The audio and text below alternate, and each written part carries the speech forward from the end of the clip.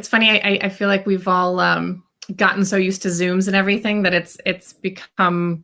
I feel like we've become hyper aware of like echoes and I awkwardness. know. It's true. It's funny. Was on a panel today, and I just assumed that it was going to be over Zoom, and it was a call, like a conference call. I was like, who has conference calls now? Not anymore. That's Right? amazing. No, Anyways, here we anyway. are. So thank you for joining us.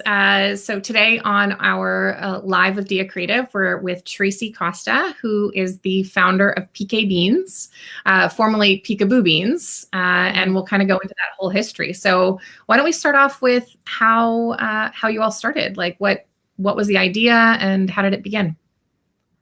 Well, so I'm the founder, as you mentioned, and we've been in business for 15 years now. So we've really gone through a vast amount of changes in the market. But predominantly, the reason why I started it, and thinking about it now, it was very mindful of the fact that I really my daughter was born, and she was just exploring the world through play and imagination and creativity and all of that, and I saw so much of how she was learning from that, and really wanted to build an apparel brand that focused on quality and movement and their appropriate development needs and all of that. So Peekaboo Beans was born at that time, and it's just really about a lifestyle. It's a lifestyle of play. It's a lifestyle of focusing on getting kids away from technology and structured activity, and just letting them be who they are, and learning through that. So yeah, it's been a journey. Yeah, for sure. So how did you get started?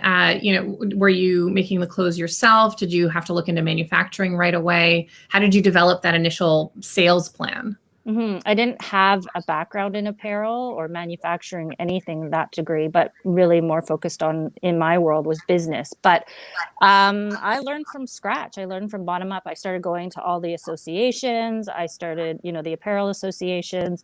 I started traveling, went to fashion marketplaces, and just reaching out to suppliers and just really educating myself on the industry, and learned everything from scratch. At that time, Lululemon, so we're Vancouver based, and at that time, Lululemon was really big in manufacturing locally in Vancouver. So there was a lot of production in Vancouver at the time. That all moved offshore.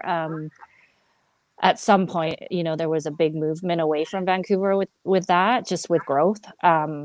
But reached out to all of the manufacturers, and we started producing locally in Vancouver for, I think, 4 or 5 years before we moved offshore, just because of scale and all of that. But it was about taking an idea and bringing it to life, and really basing it around a mission, creating putting play back in children's lives, and just having that be the focus of all of our design and all of the features in our product: ease, function, movement, development needs, being able to put things on easy on, easy off, all of those kind of features. And so yeah, it was just a real learning experience. I bet. I feel like a lot of entrepreneurs start with that idea, but not necessarily always the background. I mean, you definitely hear the stories of people that are like, oh, I was in industrial design forever in corporate, and then they started building their own products. But I actually feel like there's probably more entrepreneurs like you, where there's a problem I want to solve. I don't know how to solve it. So let me find local resources, and let me go talk to them and introduce myself and ask the questions. Were they open to working with somebody that was so new and just starting? It's tougher. It's definitely more of a challenge, but painting the path and the strategy and the mission, and just really presenting that in a thoughtful way, you're able to bring people on side and say, we have a bigger purpose, we have a bigger mission, and we see this as a partnership. But it is definitely, especially in the manufacturing side, because it's all about quantity. It's all about, how much are you going to produce? And those numbers were really small at the beginning. But I think that one of the things that we've always been able to highlight is just the opportunity with the children's market space. The fact that there are very few super high quality functional brands, wellness brands, apparel brands like Peekaboo Beans before. to be able to show that there really is a niche in the market and that there really is space for us to grow. And that was one of the big things that we wanted to focus on was quality. Even 15 years ago, we saw a huge gap in the market with clothing that was made sustainably, that was intentional, that lasted longer through multiple growth spurts, through multiple kids, and didn't end up in a landfill. Now we're facing a climate crisis, an epidemic with textile waste in landfills. The statistics show that 70 each American family person in the family disposes of 75 pounds of textile waste a year, which accounts to billions and billions of textile waste in the landfill. So we really wanted to fill the space of like, let's not make fast fashion. Let's make something intentional. Let's build something that's going to last and be a stand for the environment and for our, our planet, for the future of our children. And so we were able to kind of showcase that to our manufacturing partners, but it does take showcasing something that they're going to be able to get behind. Yeah, I feel like kind of throughout your whole growth, not to kind of jump ahead a little bit, but there's definitely a skill in communication and finding the right people to communicate with, right? Because just as like a quick overview for anyone watching, you started from nothing with no experience. You talked to manufacturers, and then at some point you got investment. You actually went public. So I mean, it's been a journey. But for people that are intimidated by how do I find out who to connect with? How do I get someone to want to talk to me and even think that I'm legit? How do I get anyone to believe in what I believe in enough to get from a small idea that started with your daughter all the way to a publicly traded company in Canada, right? I know, it's crazy. I think back on it and I think like, how did I do all that? But I think it comes down to really your why you're doing what you're doing, your passion behind what you're doing. I think that's one thing that has always sort of really connected with people. It's just how passionate I am about kids. I went through in vitro, had 10 years of infertility, didn't think that I was ever going to become a mother. And so my experiences and that kind of pain and trauma that I went through for infertility really spearheaded this passion for kids and the enthusiasm and that they have and how they learn through play. And I think that all of those things that I went through created this real passion and fire behind me, inside of me, to really be a stand and a voice for kids, because I feel like I was given a real gift going through 10 years of infertility and then doing IVF multiple times, and then both my children being born through in vitro. So I think really 100%, like from my standpoint, my own personal experience is that I've never wavered from my mission. I mean, here's the thing, like kids are spending 8 hours a day on average in front of technology. They're spending the rest of their time in structured activities, whether it be sports or music or dance. And kids, how they fundamentally learn through science, through all of the research is through free play, for free unstructured play. And so in this world where it's becoming more and more ever present, I feel like it's my purpose, for whatever reason, to be a voice for children and say, hey, how are they going to learn? How are they going to communicate? How are they going to socialize? How are they going to learn to connect and develop with strong emotional development? So to kind of go back to that, I think through all of that, through learning the business, through finding partnerships, through finding vendors, suppliers, investors, sales reps. I know we'll talk about like network marketing and all of that. I mean, I've traveled all across the world talking about this. Is just a strong why and a strong passion. And then people follow, and that's where a brand is created, and then you get ambassadors and fans and loyal following, and then it just creates a groundswell.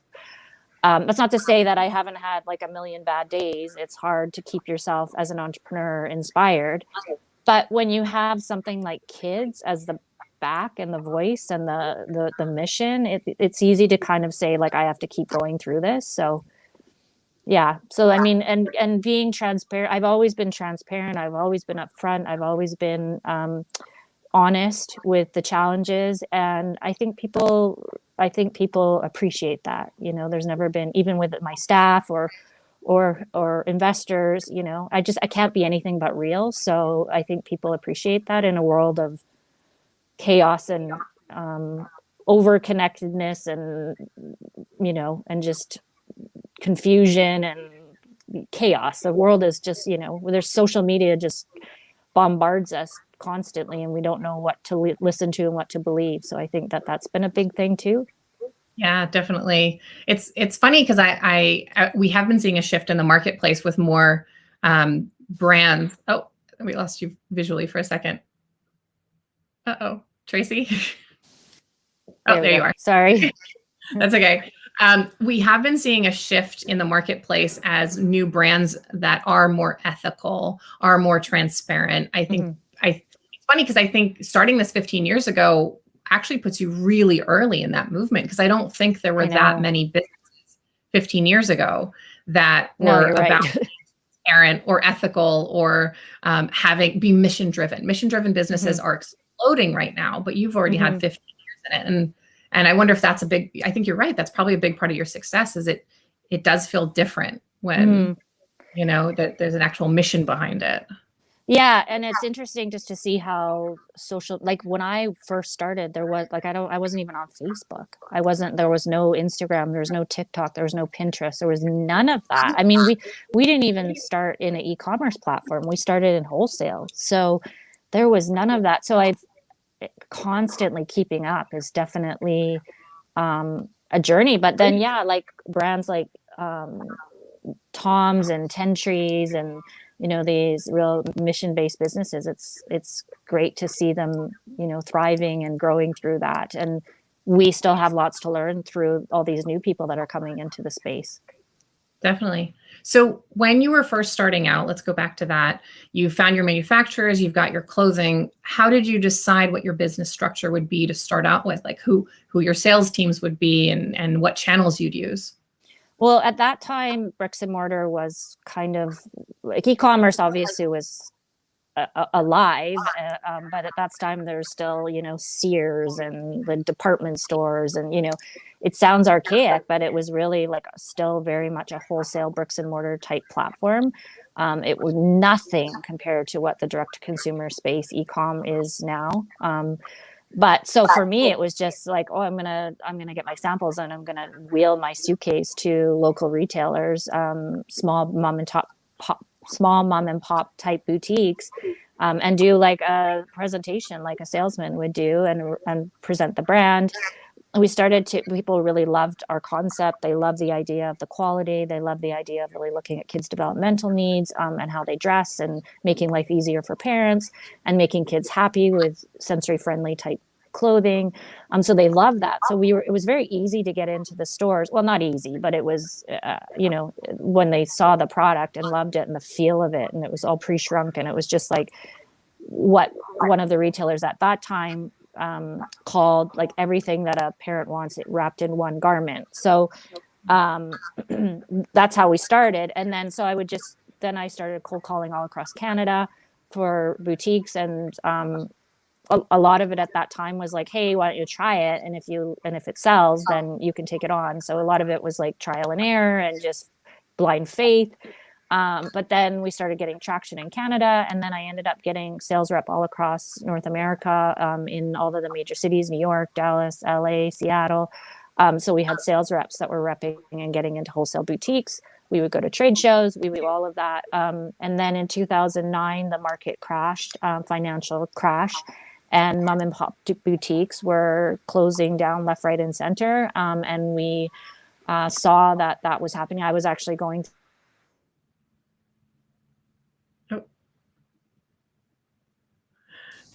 Okay, now you're back. I was going through all my in vitro at the time, but the market was crashing, and stores were going out of business left, right, and center. And I had to say, well, we were just starting to make traction. We were in like 400 boutiques across North America. So what are we going to do here? And so there was this insurgence of what was happening with network marketing, like home parties, Pampered Chef and Stella and Dot, and allowing moms to create a rolling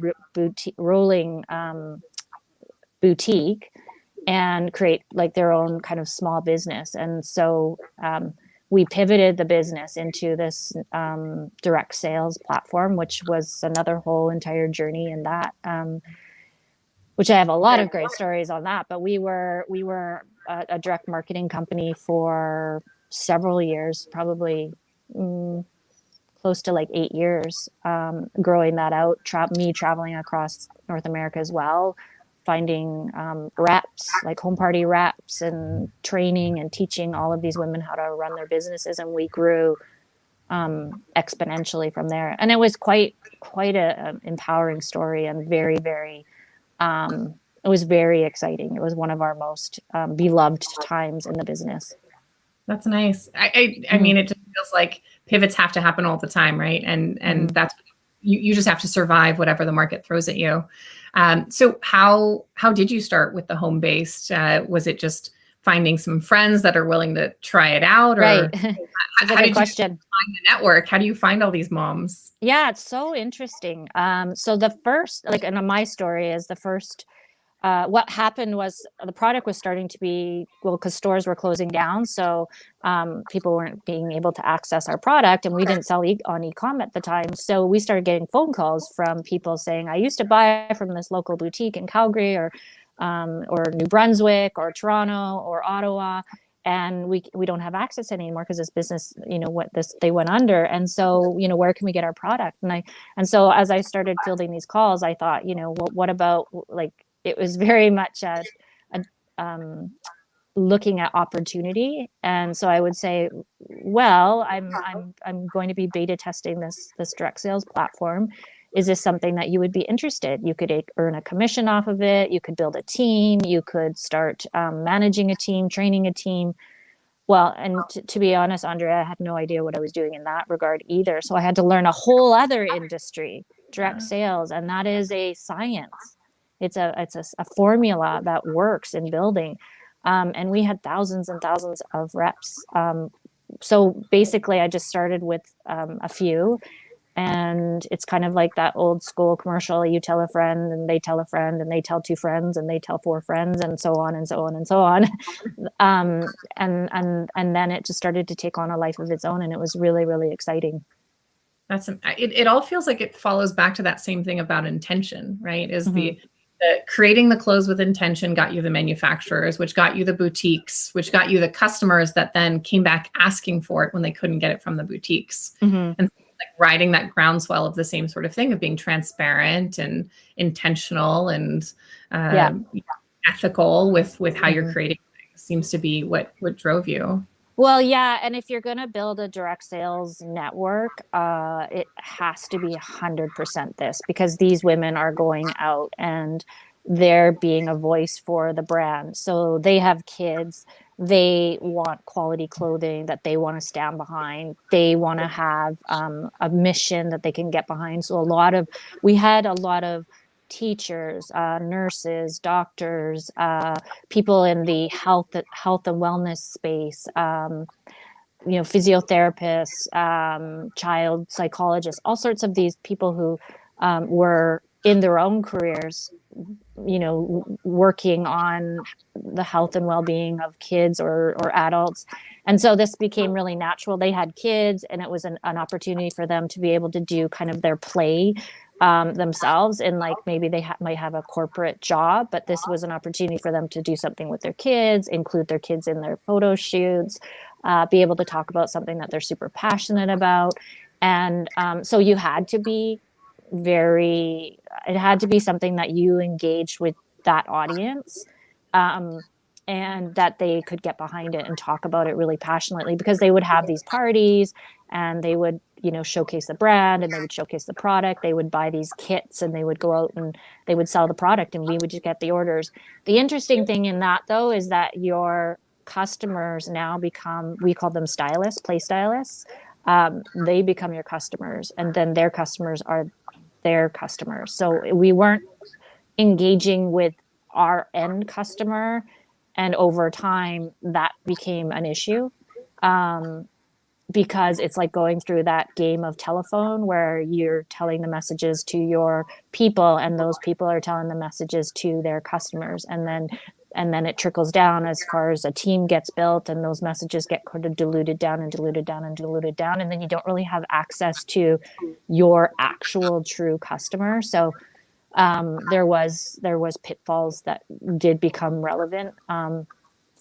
Once again, the entire sales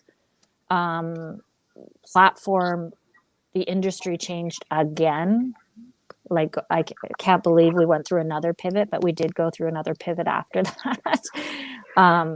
So it's crazy, but really, really quickly, like after going through what we went through and building that platform, it happened swiftly after some time that the market was changing with the rise of influencers, with what was happening with Facebook Lives. People weren't wanting to, I don't know, we just become this really busy society, this very distracted society. And again, it just happened really quickly that there was this move to like, I don't want to go out of my house. I want to stay home in my pajamas. I want to talk to my friends on Facebook Live or whatever streaming app that they had. And, you know, a bunch of moms getting together, having a glass of wine online and talking about it. So this rise of like not leaving your house became a thing, which I totally get because I really love my pajamas and wine. So That's what brought all of us in that sense. The pandemic brought us all this recognition. You want to be home. But, you know, like thank goodness we you know, learned this and pivoted. I mean, it took us a while to pivot. That's a big pivot to move from, where you have thousands of reps. I mean, that was something that was really hard for me because these people became my friends. These people were loyal. They were fans. They were followers. They were advocates. But my greater mission, my greater purpose was the children. And if I want to keep moving forward and progressing, I had to always keep that in the forefront, because if I don't have a business, then I don't get to tell those messages of the importance of play, the importance of free unstructured time in kids' lives.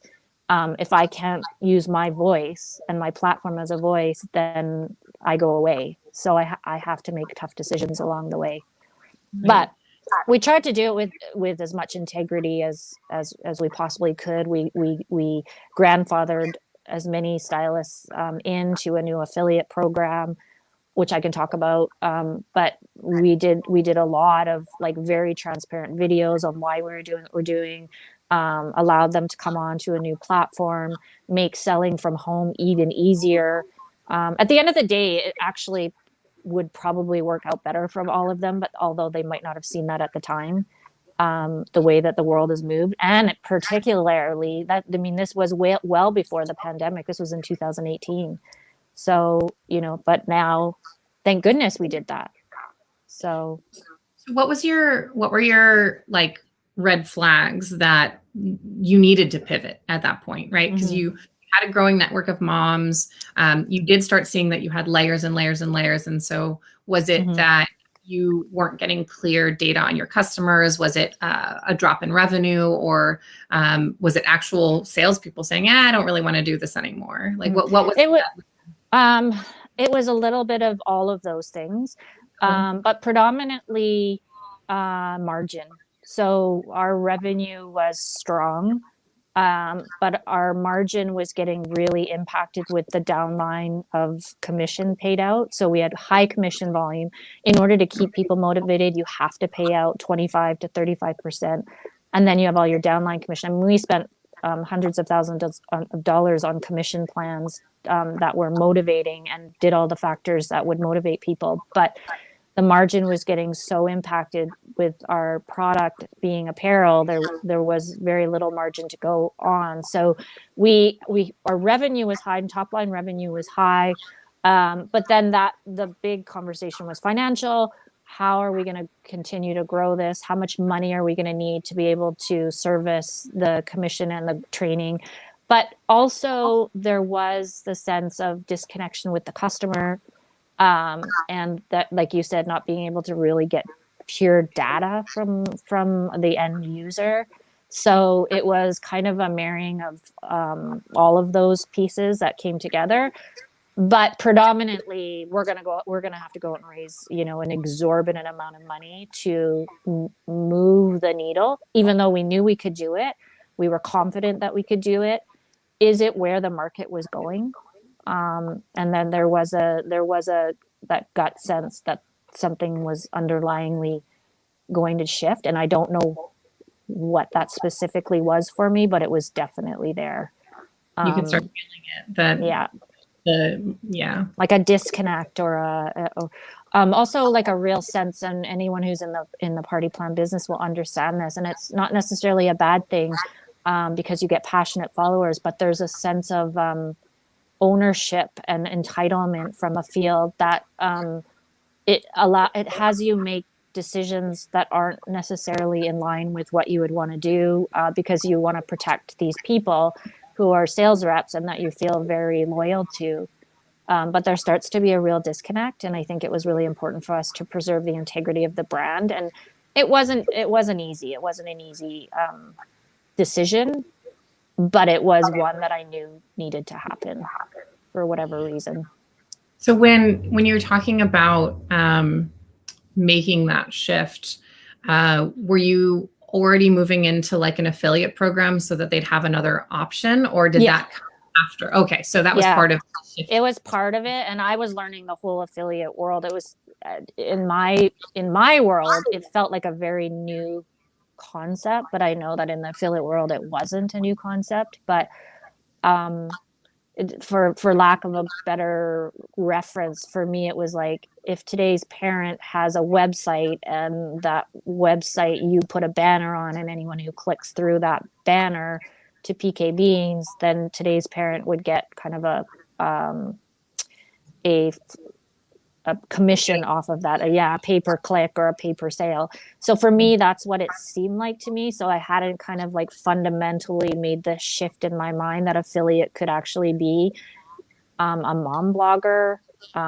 So I was learning that whole kind of industry as well. And now it's like this massive, space globally that's, servicing millions and millions and millions of businesses, and has an extremely much more of an upside than, and I guess the commission structure is sounder and more manageable for brands.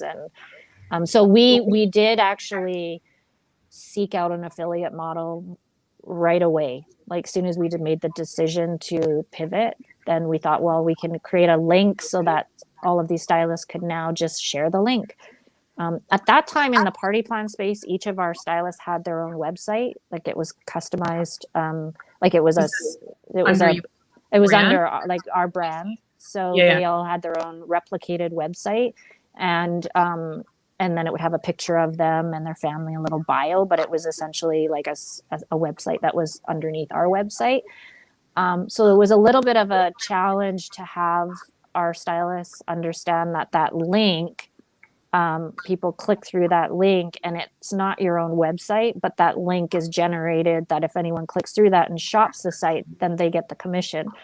But that was a very challenging kind of concept for people to understand. And there's issues with links, like there's broken links, and there isn't that transparency. Like, if your customer is shopping, they're seeing your face on that website. And so there was a lot of challenges with that. And so, Definitely see that as a challenge. I think where we could have done a better job is through training. I feel like we did do a lot of training sessions. But I think that you can always do more.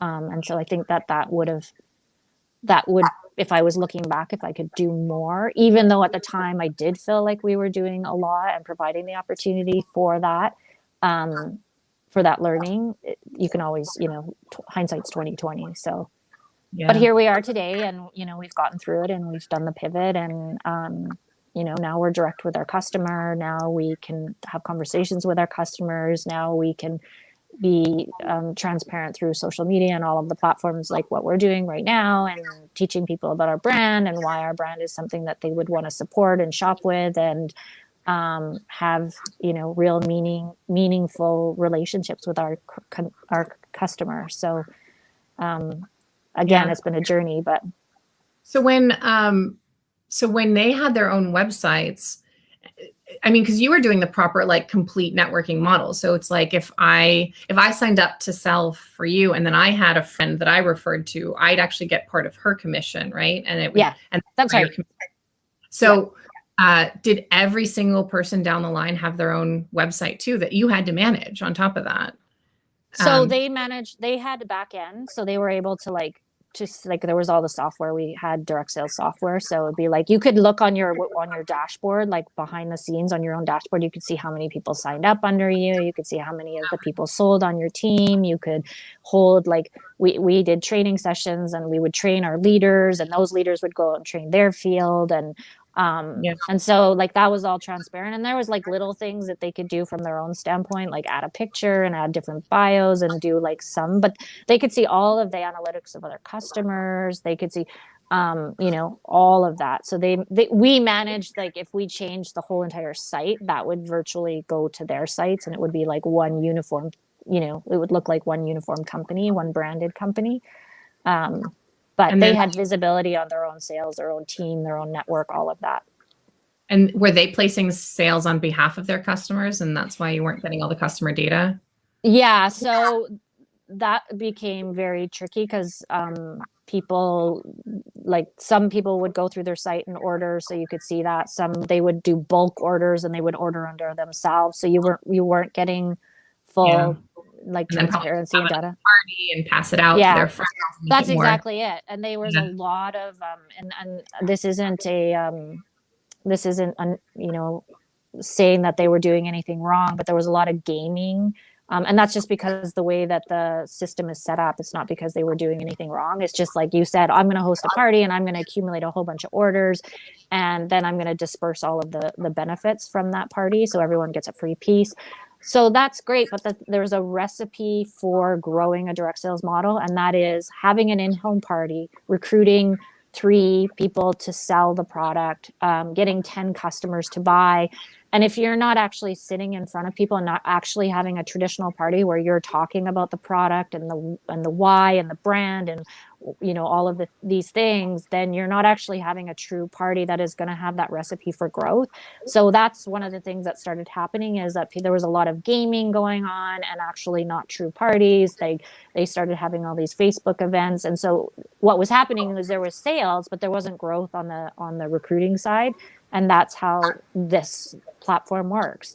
And people get all up in arms about direct sales and like, oh, my friend's selling this and that kind of thing. But there is a beauty in that. Like, if you think back to Tupperware back in the day, where the man would go out to work and the women were like at home as housewives, and they were bored, and they started selling Tupperware. I mean, there is something to say about having something to do when you're at home, if you are staying at home with your kids, if you are even a very modern woman.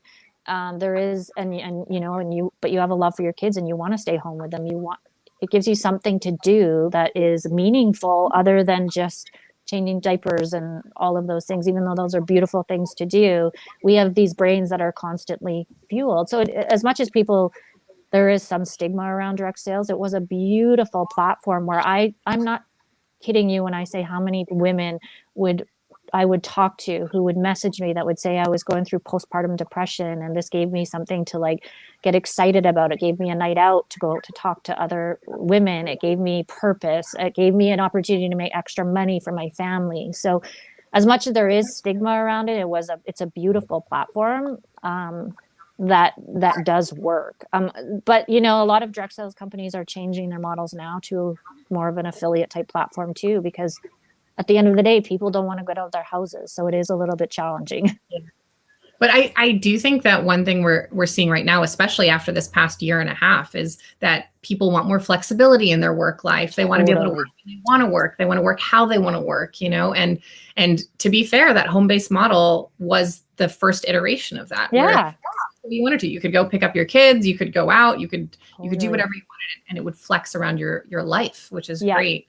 And I do kind of see that shift from network marketing to affiliate, but it is a shift in the type of relationship, right? Because network is still, It is. I personally know the 20 people that are in my living room versus Mhm. affiliate, which I now need to connect with 1,000 people because my conversion rate's 3%, 5%. So to get the same level of income, I now have to grow a more single to many marketing message rather than like a small group and creating that network. And I can see how that could be a bit of a challenge, especially for people that had already built like my friends and friends of friends. Now I have to talk to strangers about being a mom. Yeah, and that's tough. That's definitely tough for people. Yeah, 100%. Definitely a shift. Yeah. So we have another question that came from the audience. How do you feel this transition has affected your messaging? Has the voice identity of the brand changed significantly in other ways outside of the sales format? That's a good question. I think it's the communication and the brand message has always been paramount to us. That's been the most important thing. But and we're a small team, so with any pivot and every change and how you communicate and how you effectively reach your consumer even though our message hasn't changed, I think we've stumbled on that a bit. We have a lot of really great messages in our brand, and I think what's happened is they've kind of got diluted down in all of the different pivots. And so it's about realigning. It's about getting back to the core. Having taken the company public, it's a huge, huge, huge distraction, raising capital. But even in this conversation now, it's really about what are we up to in the world and why are we doing what we're doing? And as much as you get off track and off target, you have to come back to a why. I talk a lot about culture. I've gone through an enormous amount of change in my team. Culture was always really, really important to me, and having something to hold on to more than just the words on the wall, but having your purpose aligned for everyone on the team to be able to talk about it is so important. And I think we can still continue to do better. And that's a whole learning process, especially how the world is changing as far as social media and I call it the sort of noise in the system. People start to dictate your brand voice because everyone has a voice. So it's about how do you stay true to who you are? How do you listen? How do you be inclusive of everyone, supportive of your customers, and still hold on to who you are? It's a really, really as a sort of smaller company, it's quite a dance, I would say. Definitely. I don't know if that answers the question, but it's a good question. But yeah. I mean, my thought on that question was, 15 years ago, when you're talking to wholesalers, those are one-on-one conversations. So you can take as much time as someone's willing to give you, 15, 20 minutes. That's a full conversation. You could go through all your messaging, all your platform about the power of play and the importance of kids being kids and clothes that are high quality and that are going to last. We get away fast fashion, and that we, all of these messages that you've reiterated, in our chat today. And then you move to home-based business, which is a shorter conversation, right? Where everyone kind of has to continue the conversation, and it gets diluted because now it's a game of telephone. And now I think, as every business is struggling with, you've probably gotten to the shortest conversation anyone has, is you get 7 seconds of someone's time every day. A soundbite, throw all of this information at them as why you matter and why you're important. And so I feel like the biggest challenge that you've experienced probably over the last 15 years is taking a message that's so big and making it into smaller and smaller chunks, bites, so that anyone can instantly understand who Peekaboo is and why it's of value today, while they're getting inundated with like TikTok and YouTube and Instagram and Facebook. And so it's my biggest challenge right now. I would say it's one of my biggest challenges. It's exciting too, because you can reach people in so many different platforms, but it's like, how do you create content that's rich and real and powerful, and not just feel like you're a content like you're putting out real content rather than just putting stuff out for the sake of putting stuff out, you know? Like I don't want to waste people's time either. I mean, I spend so much time scrolling through my feed and I'm thinking like, how can I put out meaningful content that is really going to help people, is really going to change people's lives? And I'm not the only person in the world. There's a billion people in the world putting out content. So that's a constant battle. And you're right. It's one that it continues to be challenging, but with every challenge there's opportunity, right? So it's like looking through other glasses, looking through other lenses, looking at what's ahead, who our customer is. Like parents are we don't have a static customer. Like if you're a Lululemon purchaser, and you're you know, whether you're 20 years old or 80 years old, that customer doesn't change. But with kids, their developmental needs change. Their, you know, like the millennial parent is much different. The Gen X, Gen Z, whatever, those parents are going to be much different. There's a whole conversation in gender neutrality now. There's, you know, so it's like you're keeping up with the changing demographic of having kids, and what a 3-year-old wears and what a 12-year-old wears is coming from a different place. Shopping, when the parents buying, when the kids are buying changes. So you're constantly navigating. And then that's another big thing, is just the voice of your social media, because these young kids aren't going to be on social media, but eventually they're starting younger and younger. Kids that are like 8 years old, even though they're not, like it's supposed to be 13 before you start an account on TikTok. It's starting younger and younger. So they're seeing things, they're addressing in a way that's what's happening in the world. So it's a constant kids are learning voice more for sure. They are, which I think is kind of a good thing as well. You know, I think I read somewhere one of your testimonials is a kid keeps going through his dirty laundry basket to pull out PK Bean's clothes because that's his favorite thing to wear. Yeah. And he's like, that's great. And, you know, chances are he probably has a TikTok now or a YouTube. It's true. I see kids now doing hauls, you know, like shopping hauls with PK Beans, and they're getting the package and they're opening up and they're doing a haul. Look what I got. Look what I got. And I'm like, what is happening? This is so strange. Yeah, you used to be talking to parents and now you're talking right? To Crazy. But it's so funny if you go to our TikTok account, it's like we have you know, we're young on TikToks, but we have, you know, a couple hundred followers, and if I go into them, they're all my daughter's friends. But they get excited, and you know the exciting thing about that young demographic is they get behind you. They're liking everything, they're commenting on everything, like you feel like a celebrity. They're like, you know, they're so lovely. So it's a new thing, and I mean, our whole message is about play and getting off technology and all of that. But at the end of the day, if we can use technology to get kids off of technology and like propel them to, you know, get outside and do things, then, you know, we're working with the times. We can't change the beast that's, you know, happening behind us. So yeah. And that's funny, you started your business with your daughter, and now how old is she? She's 18. She's turned 18. I started it when she was 3. And then I have my youngest, who's 12. So she was, Kaylin was, she's almost out, but she's teeny. So she's like still like 65 pounds, so she can still fit. She models for me all the time. Yeah. Perfect. All right. So I'll do this one last question, and then we'll head out. But in 1 or 2 words, what has been the most expected change to your business since switching to retail and e-commerce? Oh, can't hear you. Oh no, did we lose you? There we go. I would think that the most unexpected change is the ease. Really?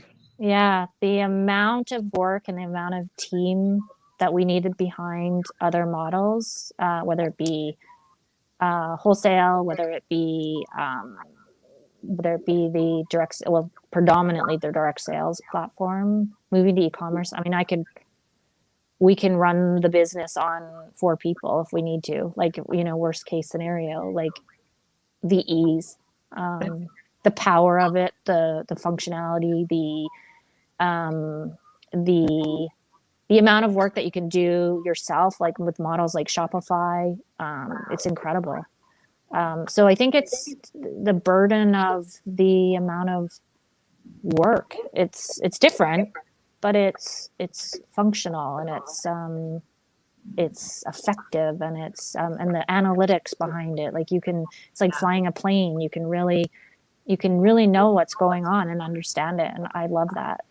But to that point, we do have a bricks and mortar store, and we love having conversations about what it's really like to have a customer come in and talk to you, and what the challenges might be, or what the conversations might be. And those conversations dictate us on e-commerce too, because if you're walking into an e-commerce store, we want to have the same experience as if you're walking into our store and talking to someone, and you don't have that experience necessarily with e-com. So it's nice to have the bricks and mortar to sort of balance it.